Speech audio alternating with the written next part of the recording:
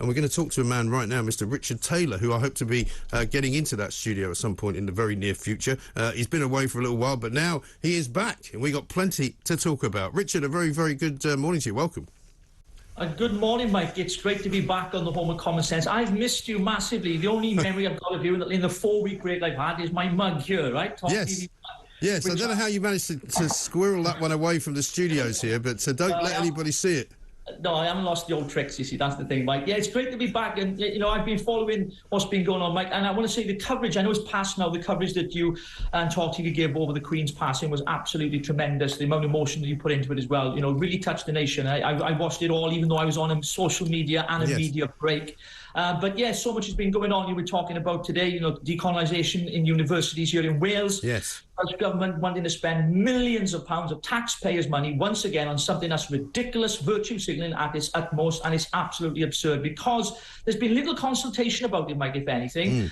And the truth is, they want to change names of places, statues. They literally want to tear up our history here in Wales so that universities in Wales teach, you know, we're not a racist country, Mike. Wales is certainly not a racist country. And the idea that they've got this anti-racist action plan, which is what the government have now published, I've read it, some of it today, this morning actually, and some of it relates to George Floyd after his murder. And the idea of white privilege is in there as well, something we discussed on your show before. It's clearly just a waste of taxpayers' money, once again, by the Labour-led government here in Wales. I didn't realise Minneapolis was in Wales, funnily enough, but I guess you learn something every day. You know, I mean, the point is that I don't even know if I could tell you, if I walked around Cardiff city centre, what sort of statues they've even got. I mean, what statues are they annoyed about? Well, there are a number of ones, you know, those related to the slave trade, you know, across Cardiff in the city in particular, and others outside the city. But, you know, we've seen it not just here in Wales, Mike, we've seen it across the UK, this woke ideology that says, you know, we have to rewrite our history rather than educate people, children in particular and young people in our universities and schools about our history and about the mistakes that we made in the past. They want to erase the past. And you don't educate people by erasing the past. You tell them, you educate them by teaching them what happened in the past. And I think it's important that people understand that. But the Welsh government, for some reason, they seem to have these crazy ideas, Mike, and I've been on your show many times before to discuss this. They come out with these idiotic concepts or things they need to change at the expense of the taxpayer, costing millions. And a lot of this funding is going to go to organisations, Mike, not just universities, that will start to teach this element within their curriculum. In other words, they want to decolonise, get rid of all the kind of talk about the past and name places and celebrating particular figures, for example, that were in our history because they're connected to the slave trade, all that. And it's just pure virtue signalling at its utmost. And I'm fed up to the back teeth of it, Mike. I'm not surprised. I mean, what next? Are they going to start removing Dylan Thomas from the curriculum on the grounds that he liked to drink? No?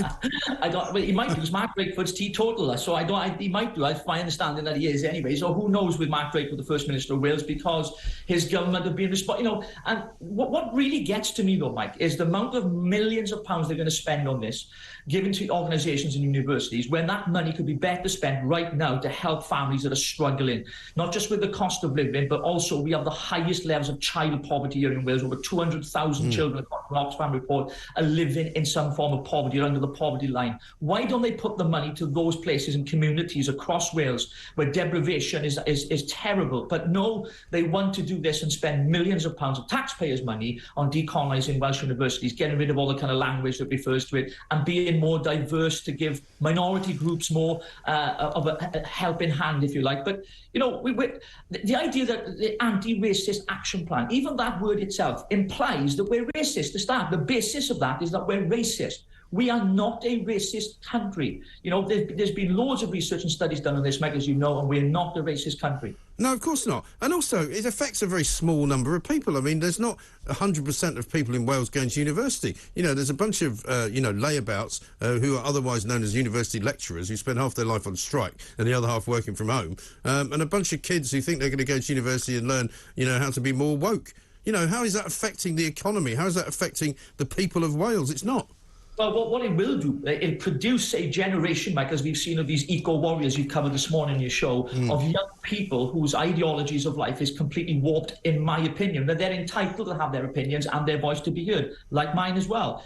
But I'm afraid that there's a generation being birthed now of wokeness that is just frightening, because where does this end, And I think it's up to I'm a parent of 5 children, and it's up to dads and mums and, parents to educate their children on some of these issues, not leaving it to schools or education and universities, because they're life lessons as well. Yes, we must root out all racism. We're against racism. Wherever it exists, it needs to be, we need to dismantle it and get rid of it. Yeah, but you don't have to keep telling people you're against it. It's a bit like saying I'm against throwing myself off a cliff. Well, of course you're against it. You wouldn't be pro it, would you? No, but this is constant feed, constantly all the time, Mike. In Welsh media, we get it all the time. I've been watching some of the debates since they've come back and recess at the Welsh Parliament, the Senedd, and it's clear to me that they've lost the plot. And Keir Starmer's been down there visiting this week as well, talking about Labour's plans and everything else on the NHS and other aspects where they have miserably failed the people of Wales. You look at the waiting list here in Wales, and there's 7 million now, probably more than that. But you mentioned this morning on the show a second list of people waiting for the second operation. Yeah.